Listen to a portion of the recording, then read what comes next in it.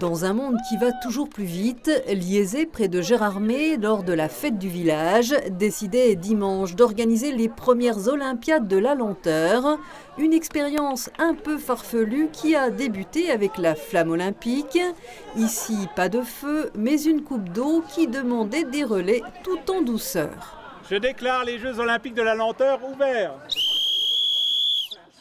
Et première épreuve, la course de la lenteur, ou comment rester en mouvement et progresser le plus lentement possible jusqu'à l'arrivée. Alors moi je fais des cercles comme ça, je fais la moitié de la danse et moitié de... voilà. Tout en lenteur quoi, vraiment, hein, j'essaye. Mais je vais quand même perdre parce que derrière il y a plus lent que moi. Il faut bouger. Il faut bouger l'essentiel, latéralement, en avant, en arrière. Il faut bouger, lentement. C'est votre technique. Zen. Vous allez trop vite, monsieur le maire. C'est un défaut, je ne sais pas aller doucement. C'est très difficile. Chasser le naturel, il revient au galop, c'est bien connu, le maire toujours sur la brèche et l'aubergiste habitué au coup de feu sont arrivés premiers, donc bon dernier de cette épreuve. Aussi cocasses qu'elles en aient l'air, les Olympiades de la lenteur sont le fruit d'une résidence d'artistes soutenue par la DRAC, la Direction régionale des affaires culturelles, pour voir la vie autrement. De jeunes designers sont venus à Liezé cet été et ont concocté ces Olympiades avec le Conseil des jeunes. On a pris un petit peu à rebours les codes sportifs habituels.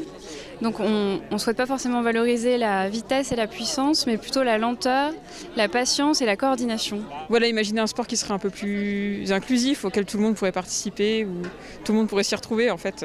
Parce que voilà, tout le monde ne peut pas être rapide, mais est-ce que tout le monde peut être lent? Ça, c'était un peu notre question.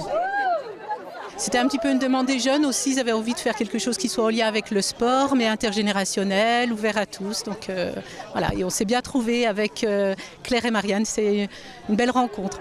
Lentement mais sûrement, cette épreuve auront occupé la journée comme le Grand Bleu qui a vu chacun se serrer les coudes. Faut juste garder le drap tendu, c'est le but. Et passer dans les portes.